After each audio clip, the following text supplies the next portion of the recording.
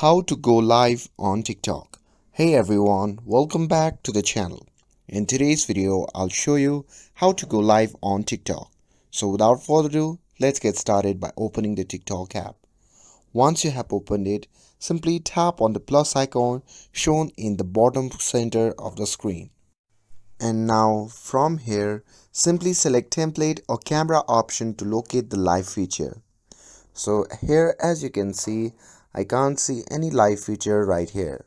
So what I'm gonna do is simply go back to the profile icon shown in the bottom right corner of the screen.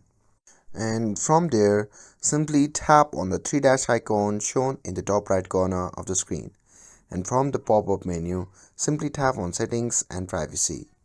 Now from here, simply scroll down all the way to the bottom and tap on the option Report a Problem. Now tap on Live option and choose the option label Hosting Live, which can be seen under the Live option. And after that, on the new page, simply tap on the option label How to Start a Live. Now simply tap on the No option and after that tap on Need More Help. Now submit your feedback about the problem that you are facing about the live, and that's it. Once you have reported your issues with going live on TikTok, the help support will reach you and try to help to resolve your problem. And that's it.